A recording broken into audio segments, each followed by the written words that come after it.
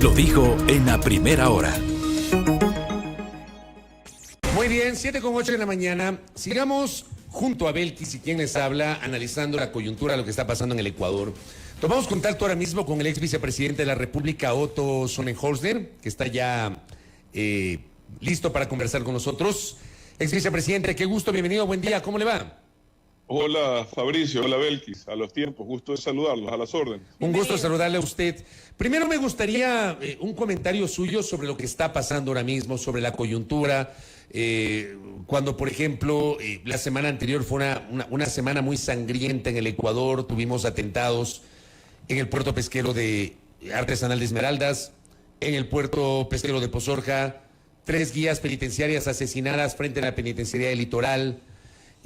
Una advertencia, una alerta generada por la Embajada de los Estados Unidos respecto de información sobre atentados en varias zonas de la ciudad de Guayaquil. Otro episodio de crisis carcelaria en la penitenciaría el viernes, el sábado un muerto en la cárcel de Loja. ¿Cómo analizamos esto, por un lado, frente a la declaración del presidente Lasso? El presidente Lasso dice o atribuye los hechos de violencia a que supuestamente la lucha contra las drogas ha sido tan efectiva que las mafias lo que hacen es, al no tener drogas, buscar cometer otros delitos. Yo lo que planteo es que me encantaría saber cuál es la base científica o estadística de esa declaración del presidente. Pero, ¿cómo lo analiza Otto Sonnenholzer? Bienvenido. O sea, a ver, Fabricio, yo no quiero entrar tanto en el análisis, yo quisiera más bien hablar de soluciones, pero efectivamente desde el 2019 hay un incremento exponencial de la captura de las drogas y ha venido creciendo. Eso siempre va a tener consecuencias. Lo que pasa, Fabricio, es que los gobiernos no estamos para poner excusas, sino para dar soluciones. No sé si me explico. Además, había plena conciencia de que eso suele ocurrir. Cuando tú tomas en serio la lucha contra las drogas, lo que ocurre históricamente en toda la región es que hay estas reacciones y este tipo de situaciones.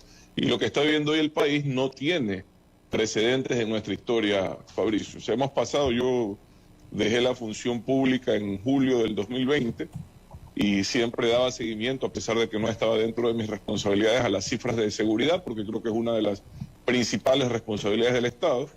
Y en ese año, me parece a mí, a esas alturas de ese año, estábamos en 6 muertes violentas cada 100.000 habitantes, y hoy son 26 y para arriba, 27 si no me equivoco, y como ha iniciado el 2023, creo que será peor y por desgracia nos pondría en el sitial desagradable, además de ser quizás, y al menos en algunas ciudades, los sitios más violentos de la región, ¿no? Y eso creo que no nos los merecemos los ecuatorianos, creo que es además totalmente evitable. Y como te decía, Fabricio, de esa realidad que hoy sufrimos los ecuatorianos, de esa situación insoportable que estamos viviendo la mayoría de ciudadanos, sobre todo en la región costera, porque en el Ecuador, como te decía, el promedio de muertes violentas cada 100.000 habitantes se ha ido a 27, pero tú tienes ciudades como Esmeraldas o provincias como Esmeraldas en donde superan los 45, no sé si me explico. Entonces en las zonas costeras, además, esto está siendo una situación mucho más dramática, insufrible, y como te decía, Fabricio, prefiero hablar de las cosas que creo que se pueden hacer, que no son irreales, imposibles, y que creo que además se pueden hacer de forma inmediata. Otto, buenos días, bienvenido nuevamente. En gran medida, creo que coincido con usted cuando dice dejemos a un lado los diagnósticos y centrémonos en las soluciones. Es lo que nos dice todo el tiempo nuestra audiencia, un poco cansada precisamente de identificar cuáles son los problemas que ahora mismo enfrenta el país a propósito del manejo gubernamental y demás. ¿Cuáles son estas soluciones ya en concreto a propósito de la crisis que ahora mismo vivimos? Usted en una entrevista a un medio de comunicación hace algunos meses atrás decía: si el gobierno no logra mostrar una capacidad de liderazgo, más pronto que tarde, cualquiera de los 4 mecanismos constitucionales van a activarse. ¿Cuáles son estos? La muerte cruzada, la renuncia, la revocatoria del mandato y el juicio político. Lo cierto es que cada uno tiene sus procedimientos, sus tiempos. Ahora mismo tenemos un juicio político que se lleva adelante en la Asamblea Nacional y en medio de eso, la expectativa de que el presidente de la República en cualquier momento pueda activar la muerte cruzada. ¿Cuál es la salida?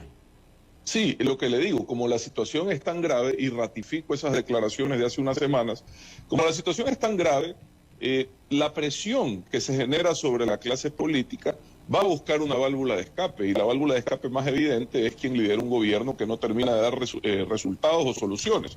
Dicho esto, no quito responsabilidad tampoco a los legisladores, porque poco o nada han hecho para tratar de coordinar acciones en donde sí se los necesita, o tomar acciones de forma individual también, que las podrían haber hecho, ya vamos a ir a eso.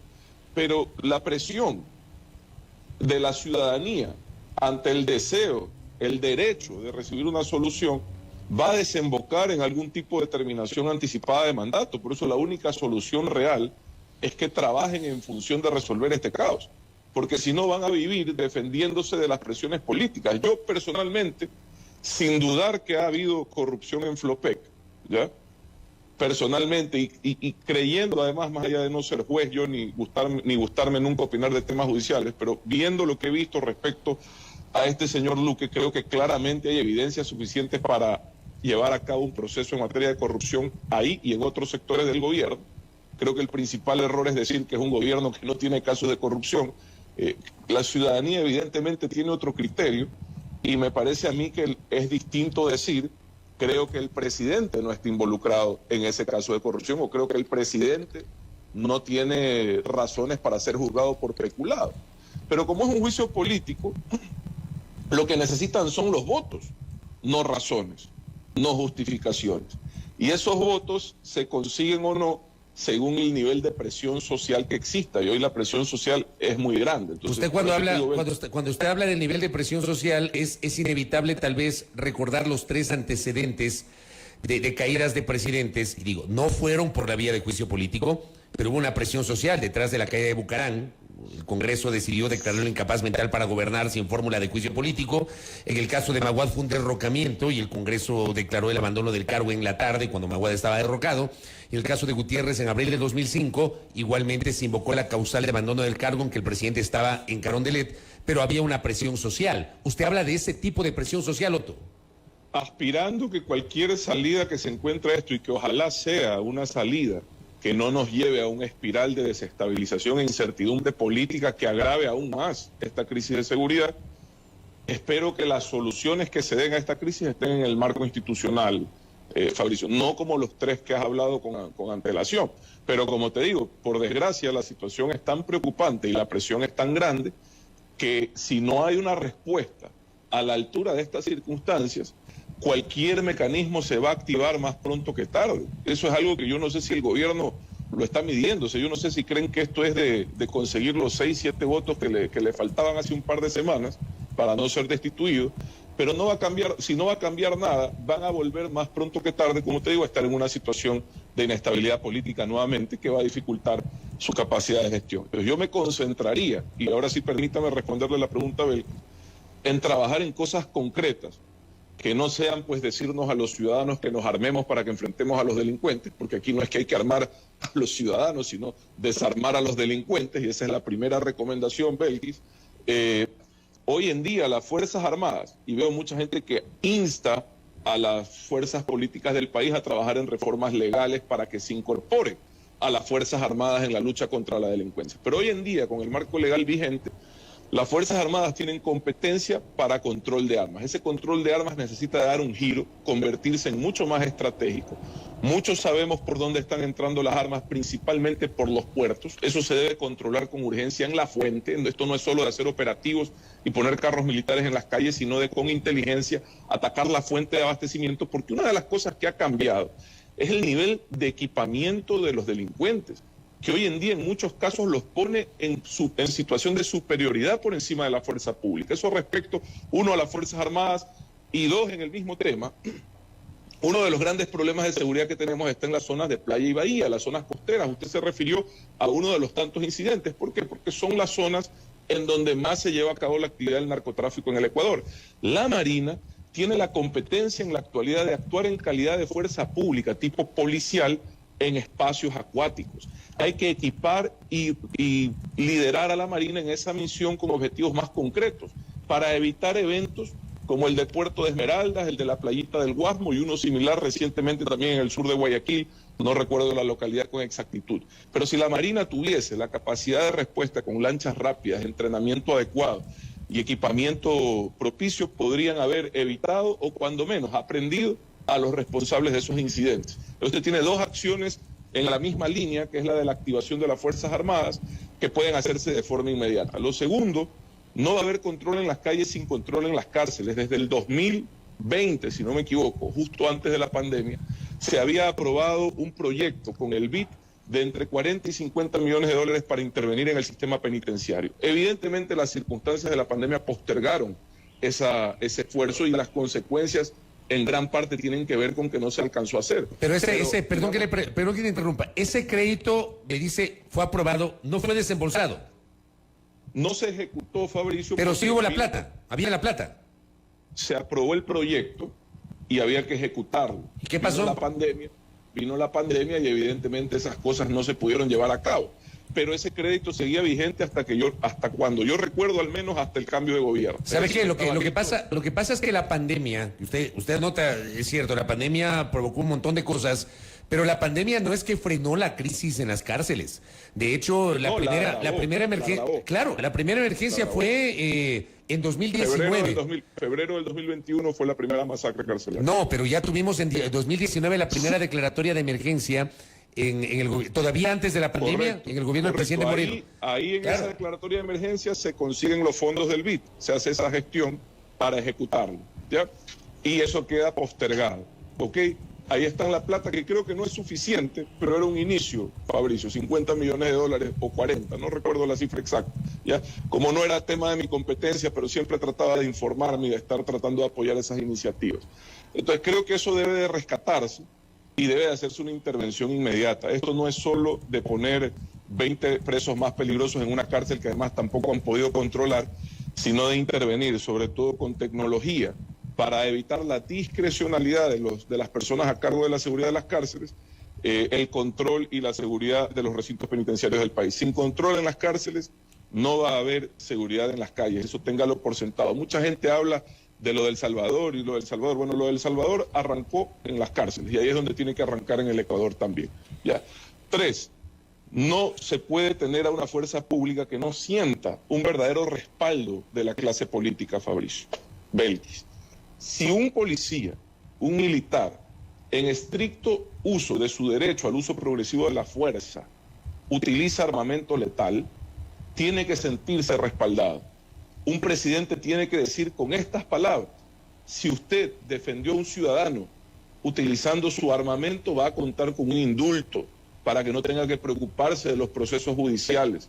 A la Asamblea, ¿cómo es posible que hacen las amnistías referentes a octubre del 2019, en donde incluyen a Raimundo y todo el mundo, casos que son inconstitucionales como secuestro y tráfico de tierra?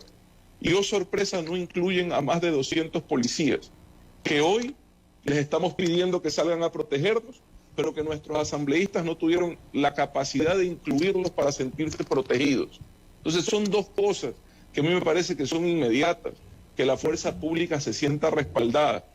Eso, cuarto punto, no va a haber capacidad suficiente operativa de la Policía Nacional, que en muchos casos hace un gran trabajo y da resultados, si es que el sistema judicial no está a la altura de las circunstancias. Entiendo que hay casos en donde los jueces y los fiscales se sienten amedrentados, amenazados y no actúan de acuerdo a la ley porque temen por su vida.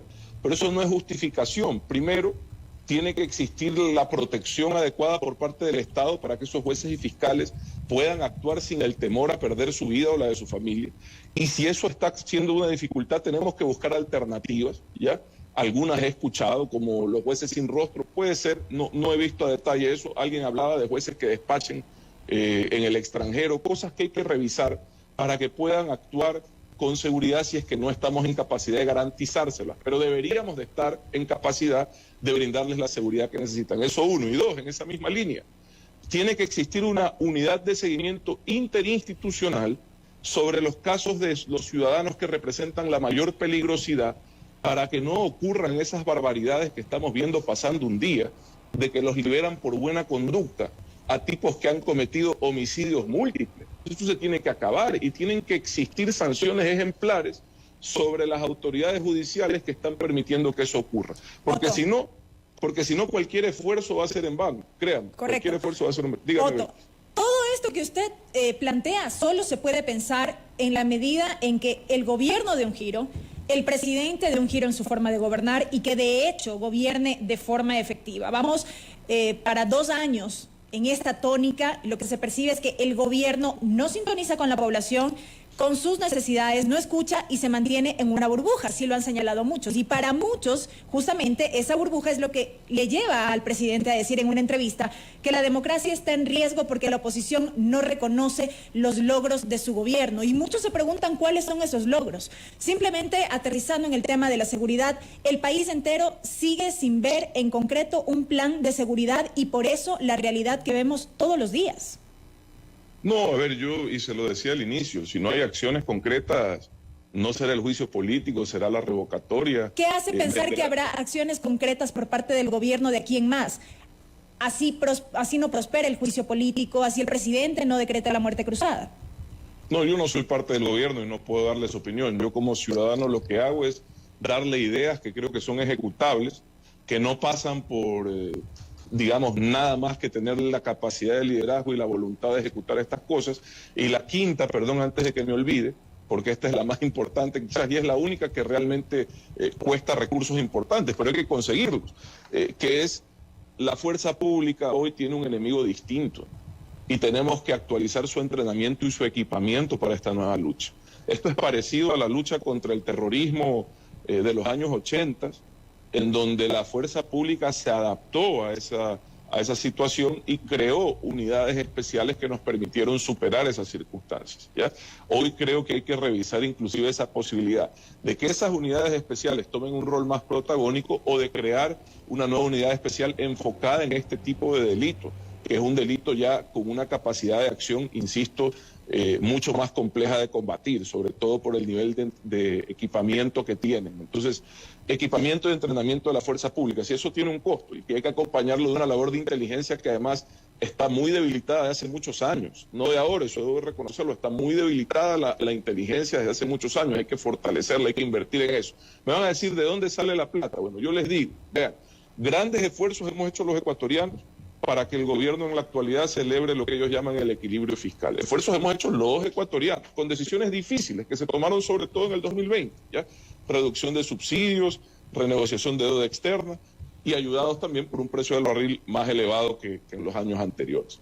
Dicho esto, no pueden quedarse en celebrar ese equilibrio fiscal, tienen que traducirlo en bienestar, porque si no, no sirve de nada. Pues ese no, el equilibrio fiscal no es un fin, es un medio para generar bienestar de forma sostenible.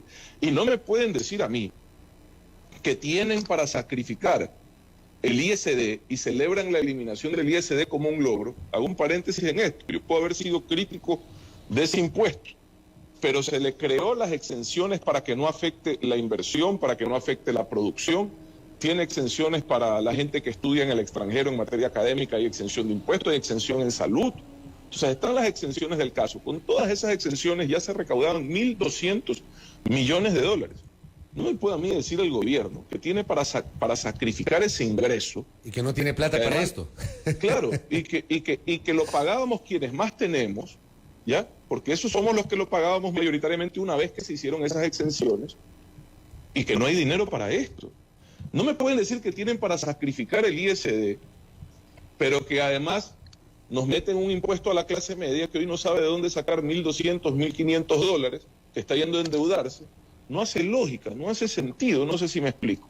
Entonces esas incongruencias tampoco ayudan. Pero déjeme agregarle algo que también creo que podría ser parte de las incongruencias, porque yo coincido con lo que usted está diciendo, Otto, sobre este señalamiento, pero también uno revisa el nivel de ejecución de los ministerios y uno se queda loco. O sea, aquí me parece que hay un problema grave de gestión que lo venimos arrastrando desde el año anterior, igualmente en el primer trimestre de este año. Tema de gestión. Y por otra parte, yo le pregunto a usted si es tanto así como señalan algunos, respecto a las reservas, a los, creo que son 9.000 millones de dólares que hay en reservas. O sea, ¿por qué no tomar parte de ese recurso para enfrentar esta crisis? Otto Sonnenholster. ¿Sabes qué pasa, Fabricio? Que nos fuimos de un extremo a otro. O sea, mira tú, nos fuimos de un gobierno que proponía impuesto a la herencia de 90% a uno 87%, no sé si recuerdo, a uno que lo elimina. No sé si me explico, Fabricio. Nos fuimos de un gobierno que utilizó irresponsablemente unas reservas que garantizan en gran parte los depósitos de los ecuatorianos, a otro que no entiende que eso también responsablemente puede ser utilizado para apalancar financiamiento y hacer gestión. Me explico, Fabricio, no podemos vivir en los extremos. Tenemos que vivir en un equilibrio que nos permita encontrar un camino sostenible, porque si no esto es insufrible. Entonces, son dos ejemplos ahí que usted tiene. El Ecuador no puede vivir en lo radical, tiene que vivir en lo racional. Lo radical es enemigo de lo racional. El Ecuador no puede vivir dividido por ideologías, tiene que unirse por objetivos. Si un objetivo como el cuidar nuestra paz, nuestra vida, no nos une a los líderes políticos del país, bueno, ¿qué nos va a unir? Dígame usted, Fabricio. Entonces creo que hay también mucha responsabilidad de una clase política que a veces es insensata, incoherente, que no sabe realmente articular esfuerzos que sirvan para dar resultados, que andan pensando solo en las elecciones, que andan pensando en la impunidad, que andan con una cara como de venganza, de odio. Todo eso hay que dejarlo atrás porque son todos acciones y sentimientos estériles que en nada ayudan a resolver esta crisis, Fabricio y Vélez. ¿En esta coyuntura podemos pensar en una unidad de la clase política?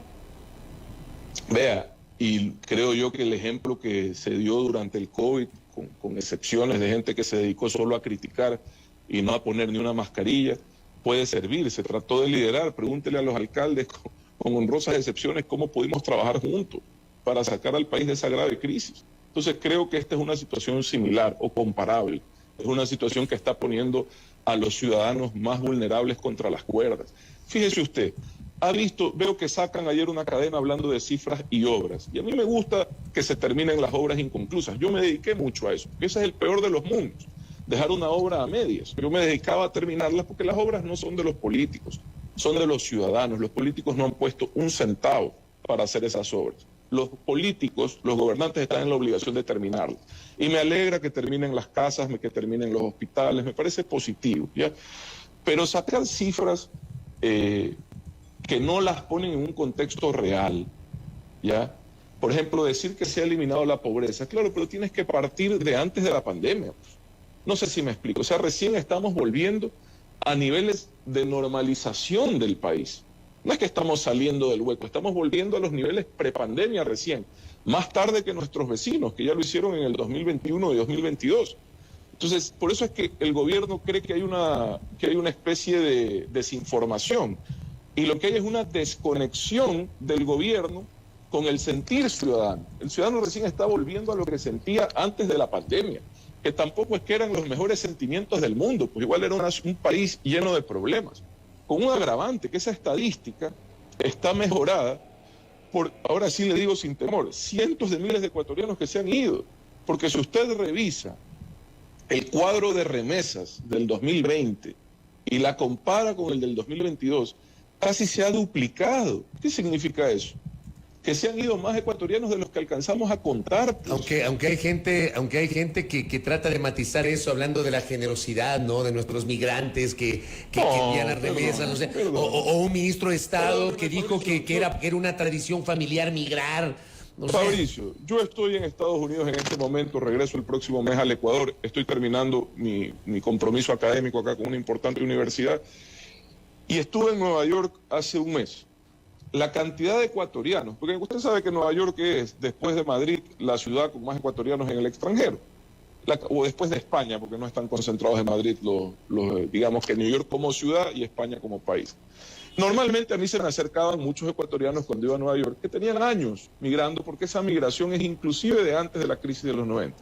Esta vez me llamó la atención, Fabricio, la cantidad de jóvenes que se me acercaban a conversar, ecuatorianos que tenían 6, 7, 8 meses de haber migrado. No quiero responsabilizar al gobierno de una crisis que ha sido de toda la región, de una pandemia que fue inclemente con nuestro país y con el mundo, que generó 500 millones de desempleados, 600 millones de pobres. Es una realidad muy dura la de la pandemia. De hecho, si usted quiere hablar de la crisis de inseguridad, en gran parte del impacto social que tuvo la pandemia, porque hizo tierra fértil para reclutar a jóvenes, que facilitó a los delincuentes ese oficio, digamos. Pero, y con esto termino, de las 5 ideas que conversamos aquí en materia de seguridad, ninguna va a servir para buena sea la cosa si no hay un buen plan de acción social y reactivación económica, que creo que es lo más importante, ¿ya? Todos estos programas de seguridad de los que hemos hablado, que creo que son totalmente ejecutables, no sirven de nada sin un buen plan de acción social y una buena gestión de reactivación económica. Y nada de eso va a ocurrir si no se activa la fortaleza del Estado. Cuando hablo de un Estado fuerte, no hablo de un Estado obeso, no hablo de un Estado despilfarrador, no hablo de un Estado corrupto, hablo de todo lo contrario, de un Estado que tenga la dinámica, la eficiencia, la agilidad y los recursos para poder responder a estas demandas ciudadanas. Pero si hay estas contradicciones, como la del ISD, Fabricio, créanme usted, no es posible. Está usted mismo debilitando a un Estado que necesita esos recursos para gestionar acciones. Yo solo me voy a permitir hacer un comentario adicional al cierre de esta entrevista. Totalmente respetable su criterio, pero yo en lo personal discrepo respecto de que esta crisis que vive el país en lo político, social, en materia de seguridad, es comparable con la pandemia como para pensar siquiera en una unidad de la clase política. A mí en lo personal me resulta hasta cierto punto fantasioso. Yo creo más bien que los intereses políticos son mayores en esta coyuntura, Otto. Sí, le agradezco. En todo caso puede ser que peque de inocente a pesar de las grandes decepciones que ella me ha llevado de la clase política, Belkis, pero yo no puedo perder la esperanza, créanme. O sea, yo tengo que seguir impulsando al país desde mi espacio para que comprendan que la racionalidad, la ecuanimidad, pero con fortaleza, con determinación, con un liderazgo claro, es lo único que nos va a permitir salir de esto. Ahora, si el gobierno no está en capacidad de ofrecerlo, como hablamos desde el inicio, cualquiera de los mecanismos de determinación anticipada del mandato se van a activar más pronto que tarde. Esa es mi opinión y mi visión. Y le añado algo más para cerrar esta entrevista con Otto Sonnenholzner. Usted ha hecho un diagnóstico, ha hablado de soluciones, pero es inevitable preguntarle, si usted no asume un sentido de autocrítica, sí, usted no estuvo los 4 años del gobierno de Lenín Moreno, estuvo una parte de ese gobierno como vicepresidente de la República. Usted no es autocrítico de la gestión de ese gobierno.